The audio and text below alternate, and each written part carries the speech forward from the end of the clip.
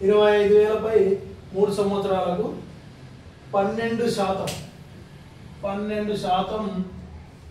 Per annum రేటుతో అంటే 12% per annum రేటుతో అంటే ఒక సంవత్సరానికి 12% రేటుతో వచ్చే సిఐ అంటే సిఐ అంటే ఓన్లీ కాంపౌండ్ ఇంట్రెస్ట్ చక్రవడ్డీ మాత్రమే అడుగుతున్నాడు ఇక్కడ అసలు సంబంధం లేదు అంటే అసలు మీద వచ్చే వడ్డీ ఎంత కేవలం ఇప్పుడు వడ్డీ ఎంత వస్తుందో 3 సంవత్సరాలకు చక్రవడ్డీ ప్రకారం ఏ విధంగా లెక్క కడదాం ఒకసారి చూద్దాం ఇప్పుడు చక్రవడ్డీలో ఒకటవ సంవత్సరం 25,000 మీద 25,000 మీద ఒకటవ సంవత్సరానికి 25,000 మీద మామూలుగా 12% రేటుతో 12% అంటే ఇప్పుడు 25,000లో 10% అంటే ఒక నెంబర్ తర్వాత పాయింట్ పెట్టాలి ఒక నెంబర్ తర్వాత పాయింట్ లేదు మనకు 1% అంటే ఇక్కడ నుంచి కుడి వైపు నుంచి ఎడమ వైపుకు 1 2 నెంబర్లకు పాయింట్ పెట్టేస్తే ఇది 1% అవుతుంది 1% అంటే 250 మరి 12% అంటే ఎంత అంటే 12 into 250 into 12 చేసేస్తే 250 into 12 0 0 12 5 60 6 12 2 24 24 6 30 సో ఒకటవ సంవత్సరానికి 3,000 రూపాయలు వచ్చేస్తుంది ఒకటవ సంవత్సరంలో 25,000 మీద 12% చొప్పున 3,000 రూపాయలు లేదు మనం డైరెక్ట్ చెప్పేసేయాలంటే కూడా 25,000కు 10% అంటే ఒకదాని తర్వాత పెడితే 25,000కు ఒక నెంబర్ తర్వాత పాయింట్ పెడితే 10% అంటే 2,500 1% అంటే 250 2,500 1% మళ్ళీ పైన ఒక 2% 250 అంటే 2%కి 500 10%కి 2,500 మొత్తం కలిపి 3,000 ఎట్లయినా ఒకటే నెక్స్ట్ రెండవ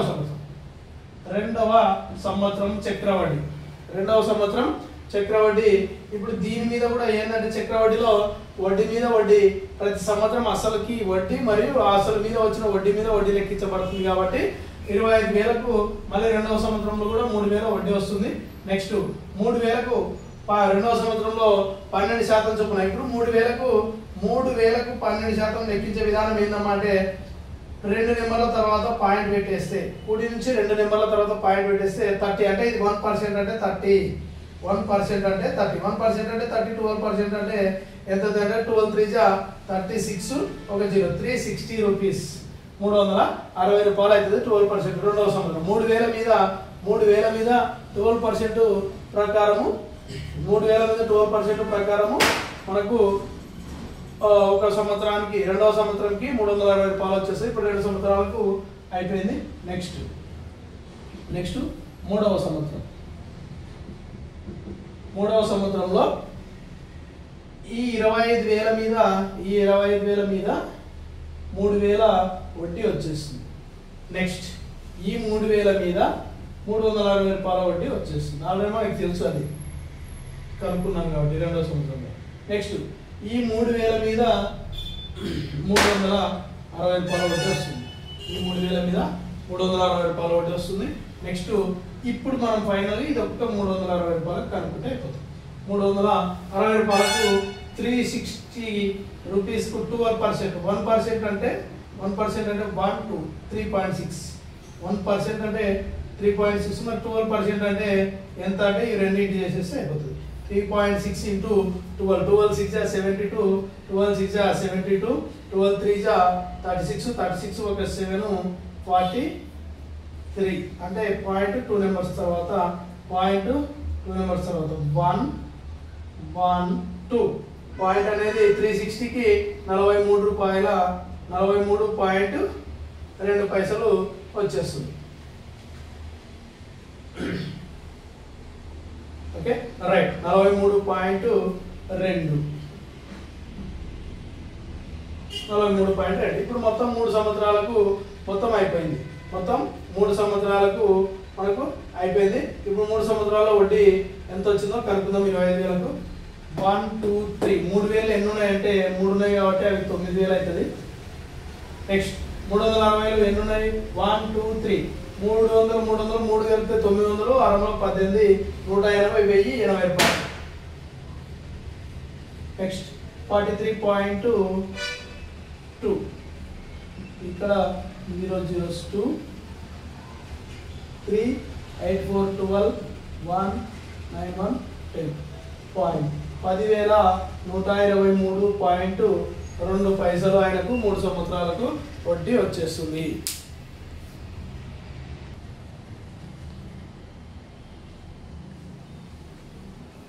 నెక్స్ట్ క్వశ్చన్, ఒక బ్యాంకు ఖాతాదారుడికి అర్ధ సంవత్సరం, ఇక్కడ సంవత్సరం ఇవ్వలేదు, అర్ధ సంవత్సరం మాత్రమే ఇచ్చింది.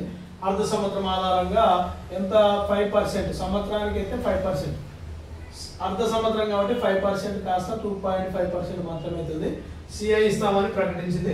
ఒక ఖాతాదారుడు జనవరి 1వ తేదీన జూలై 1న ఎంత 1600 రూపాయల వంతున డిపాజిట్ చేస్తే సంవత్సరం చివరికి వచ్చే వడ్డీ ఎంత. అయితే ఇక్కడ చక్రవడ్డీ ఏ విధంగా అంటే ప్రతి సంవత్సరం కాకుండా ఒకటే సంవత్సరంలోనే 2 సార్లు వడ్డీ లెక్కించే విధంగా, ఒకటే సంవత్సరంలోనే 2 సార్లు వడ్డీ లెక్కిస్తున్నాం అంటే ప్రతి 6 నెలలకు ఒకసారి వడ్డీ లెక్కిస్తున్నాం. ఇక్కడ సరే అయినా ఏం చేస్తున్నాడంటే బ్యాంకులో ఫస్ట్ మొదటి 6 నెలలు, ఫస్ట్ 6 మంత్స్, మొదటి 6 నెలలు అంటే 6 నెలలకు ఒకసారి వడ్డీ లెక్కించే విధంగా డిపాజిట్ చేస్తున్నాడు. ఫస్ట్ 6 నెలలు అంటే జనవరి 1వ తేదీన 1600 రూపాయలు డిపాజిట్ చేసినాడు.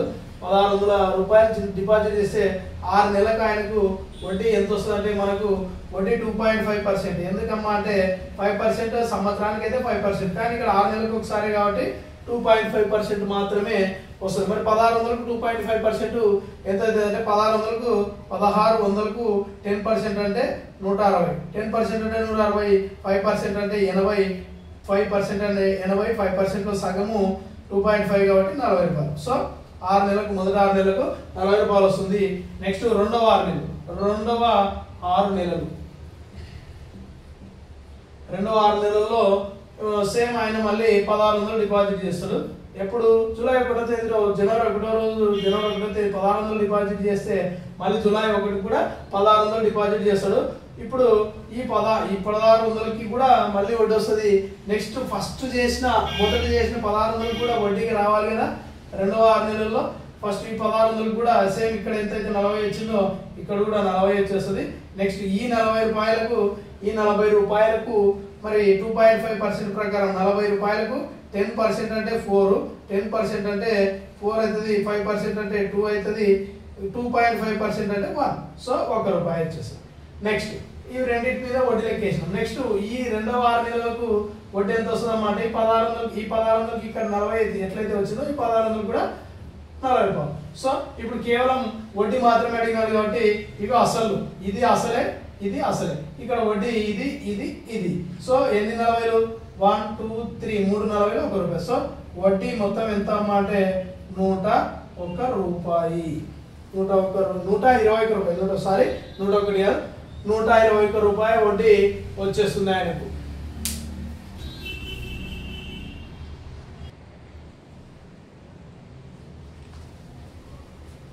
నెక్స్ట్ క్వశ్చన్, త్రైమాసిక సమ్మేళనంతో 15,625 రూపాయలపై 9 నెలలు ఎంత వడ్డీ రేటు? 16%. ప్రయాణం అంటే 16%, సంవత్సరానికి 16% వడ్డీ రేటుతో అయ్యే సిఐ ఎంత అని అడిగినాడు. ప్రతిసారి మనము ఇంతవరకు చేసిన లెక్కల్లో ఒక సంవత్సరానికి ఏ విధంగా అనుకోవాలో తెలుసుకున్నాం. నెక్స్ట్ 6 నెలలకు ఏ విధంగా అనుకోవాలో తెలుసుకున్నాం. ఇప్పుడు కానీ 3 నెలలకు మాత్రమే ఇచ్చినాడు.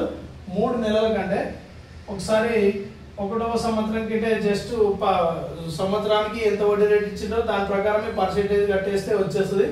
6 నెలలకు అన్నప్పుడు సంవత్సరానికి ఎంతైతే పర్సెంటేజ్ ఇచ్చినాడో దాన్ని సగం చేయాలి. మరి 6 నెలలకు సంవత్సరంలో ఇచ్చిన దాన్ని సగం చేసినప్పుడు మరి 6 నెలల్లో కూడా సగం చేసేస్తే మనకు 3 నెలలకు ఎంత శాతం వడ్డీ కట్టాలనేది లెక్కేస్తారు. ఇక్కడ మరి రేట్ ఆఫ్ ఇంట్రెస్ట్ ఎంత అవుతుంది అంటే వడ్డీ రేటు 3 నెలలకు, వడ్డీ రేటు 3 నెలలకు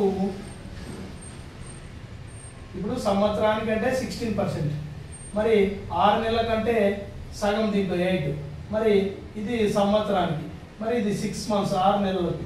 నెక్స్ట్ 6 నెలలు కాస్త 3 నెలలు అయితే 3 నెలలు, మరి 6లో సగం 3 కాబట్టి 8లో సగం 4. సో మనం ఇప్పుడు ప్రతి 3 నెలలకు 4% ప్రకారము లెక్కేస్తూ వెళ్ళాలి. అది 8 నెలల వరకు 9 నెలలకు. సరే ప్రతి 3 నెలలు అట్లా 3 భాగాలుగా కనుక్కోవాలి. ఫస్ట్ మొదటి 3 నెలలకు అయ్యే వడ్డీ 15,625 రూపాయల మీద మొదటి 3 నెలలకు. మొదటి 3 నెలల కంటే ఎంత? 4%. 15,625 రూపాయలకు 4% ఏ విధంగా లెక్క కట్టాలంటే 15,625 రూపాయలకు. ఇక్కడ చూడండి 15,625. 10% అంటే ఒక నెంబర్కి పాయింట్ పెడితే 10%, 1% అంటే 2 నెంబర్లకు తర్వాత పాయింట్ పెట్టాలి, అంటే ఇది 1%. కానీ మనకు కావాల్సింది 4% కాబట్టి 4తో మల్టిప్లై చేసేస్తే వచ్చేస్తుంది. 4 5 జా 20, 4 2 జా 8, 8 1 2 10, 4 6 జా 24, 4 6 24, 24 1 25, 4 5 20, 20 1 2 22, 4 1 4 4 2 6. ఇక్కడ 2 నెంబర్ల తర్వాత పాయింట్ ఉంది కాబట్టి 625 రూపాయలు. సో 625 రూపాయలు వడ్డీ వచ్చింది. ఇది మొదటి 3 నెలలు. నెక్స్ట్ రెండవ 3 నెలలు అంటే 6 నెలలకు, రెండవసారి 3 నెలలకు లెక్కించాలి. మళ్ళీ రెండవ 3 నెలలు. రెండవ 3 నెలల్లో సేమ్ ఇదే 15,625 మీద మళ్ళీ ఎంత వడ్డీ వస్తుందమ్మా అంటే 625 రూపాయలు వస్తుంది. నెక్స్ట్ ఇప్పుడు 625 కూడా ఎంత వడ్డీ వస్తుందో అది కూడా లెక్కారు. ఇప్పుడు 625 రూపాయలకు 1% అంటే ఇక్కడికి వచ్చేస్తుంది, కానీ 4% కావాలి కాబట్టి మనకు 4 5 జా 20, 4 2 జా 8, 8 1 2 10, 4 6 జా 24, 24 1 25. పాయింట్ అనేది 2 తర్వాత పెడితే 25 రూపీస్ వచ్చేస్తుంది. ఇప్పుడు దీని రెండింటి మీద కనుక్కున్నాం. నెక్స్ట్ ఎన్నవ 3 నెలలు అంటే ఇప్పుడు దీనికి వడ్డీ వచ్చేసింది, దీనికి వడ్డీ వచ్చేసింది. నెక్స్ట్ మూడవ 3 నెలలు. మూడవ 3 నెలలు అంటే ఇక్కడ 3 నెలలు, ఇక్కడ 3 నెలలు, ఇక్కడ 3 నెలలు, మొత్తం కలిపి 9 నెలలకు అయిపోయింది. 9 నెలలకు అయిపోయిందంటే ఇప్పుడు దీనికి 15,625 మీద మళ్ళీ నెక్స్ట్ లాస్ట్ 3 నెలలకు కూడా 625 రూపాయలు వస్తుంది. నెక్స్ట్ ఈ 625 మీద 25 రూపాయలు ఇక్కడ కనుక్కున్నట్లే వచ్చేస్తుంది. నెక్స్ట్ ఈ 625 మీద కూడా 25 రూపాయలు వచ్చేస్తుంది. నెక్స్ట్ ఈ 600 ఇప్పుడు నెక్స్ట్ 25 రూపీస్. 25కు 4% ఏ విధంగా కట్టుకోవాలా? 25కు 4% అంటే 1% అంటే ఇగో 10% అంటే ఇక్కడ పెట్టాలి పాయింట్, 1% అంటే ఇక్కడ. సో 0.25. 1% అంటే 0.25, 4% అంటే ఎంత? 25 4 జా 100.12, 2 నెంబర్స్ తర్వాత పాయింట్ 1. సో ఫైనల్గా ఇంకా లాస్ట్ 3 నెలలు కూడా అయిపోయింది. ఇప్పుడు కేవలం మనకు అడిగింది సిఐ మాత్రమే, అంటే కాంపౌండ్ ఇంట్రెస్ట్ వడ్డీ మాత్రమే అడిగినాడు. వడ్డీ మాత్రమే లెక్కాలంటే ఇక్కడ మనకు అసలుతో పని లేదు, కేవలం వడ్డీలు, ఇవన్నీ వడ్డీలే. నెక్స్ట్ 600 ఎన్ని ఉన్నాయి? 1 2 3. 603 అంటే 1800 అవుతుంది. 603 అంటే 1800. నెక్స్ట్ 25 ఎన్ని? 1 2 3 4 5 6. 625 జా 150 అవుతుంది. నెక్స్ట్ 1 ఎన్ని ఉన్నాయి? 1. సో నెక్స్ట్ 1800, 150, 1950, ఇది ఒకటి 1951 రూపాయ వడ్డీ అవుతుంది. ఇప్పుడు ఈ 3 మోడల్స్ ఎందుకు చెప్పుకోవడం జరిగిందంటే, ఫస్ట్ మొదటి సంవత్సరానికి అడిగినాడు అనుకోండి, పర్సెంటేజ్ మనకి ఎంత ఇస్తే ఆ పర్సెంటేజ్ ప్రకారమే చక్రవడ్డీని లెక్కించాలి. నెక్స్ట్ 6 నెలలకు ఇచ్చినాడంటే మనకు సంవత్సరానికి 10% పర్ యానం అన్నాడంటే 6 నెలలకు లెక్కించేటప్పుడు 5% తీసుకోవాలి. ఇది చక్రవడ్డీ 6 నెలలకు ఇచ్చినప్పుడు మనకు 10% ఇస్తే దాన్ని సగం చేసేసేయాలి, 20% ఇస్తే దాన్ని సగం చేస్తే 10% అయిపోతుంది. నెక్స్ట్ 3 నెలలకు ఏ విధంగా కట్టాలంటే, సంవత్సరానికి 20 ఇచ్చినాడు అనుకోండి, 20% ఇస్తే దాంట్లో 6 నెలలకు 10 అవుతుంది, 3 నెలలకు 5%. సో మనం 5% ప్రకారమే తీసుకోవాల్సి ఉంటుంది. దానికి పైసల మీద 5% మాత్రమే లెక్క ఆడాలి. సో ఈ 3 మోడల్స్ వస్తే మీకు చక్రవడ్డీ మీద సగం సిలబస్ అయిపోయినట్టే. ఎందుకంటే ఈ మోడల్స్ మీదనే మనకు క్వశ్చన్స్ అడగడం జరుగుతుంది. కాబట్టి ఇప్పుడు ఇటువంటి చక్రవడ్డీ మీద ఏ విధంగా వచ్చిన కూడా ఎలాంటి సూత్రం లేకుండా సింపుల్గా జస్ట్ ఈ విధంగా, అంటే మీరు కొద్దిగా ప్రాక్టీస్ చేస్తూ అవుతుంటే, ఎక్కువ ప్రాక్టీస్ చేస్తే డైరెక్ట్ పర్సెంటేజ్ కట్టడం కూడా డైరెక్ట్ వేసేయచ్చు. ఈ విధంగా చక్రవడ్డీకి సంవత్సరానికి 16% అంటే 16% తీసుకోవాలి. 6 నెలలకు అనుకోండి 8%, దీంట్లో 3 నెలలకంటే 4%.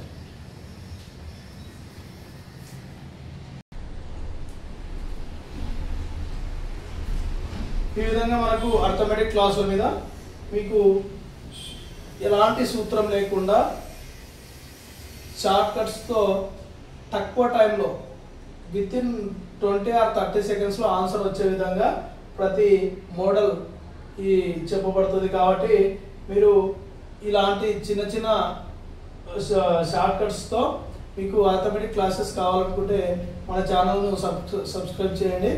ఇంకా ఇలాంటి వీడియోస్ మీకు ప్రతి చాప్టర్ మీద డెప్త్గా కావాలనుకుంటే 9704040322 అనే నెంబర్కి ఇక్కడ బోర్డు మీద రాస్తున్నాం. 9704040322 అనే నెంబర్కు వాట్సాప్ మెసేజ్ చేస్తే మీకు పూర్తి సిలబస్ను మీ వాట్సాప్ నెంబర్కు ఫార్వర్డ్ చేయబడుతుంది. సో మన ఛానల్ CJR ట్యుటోరియల్ అనే ఛానల్ను సబ్స్క్రైబ్ చేయండి, లైక్ చేయండి.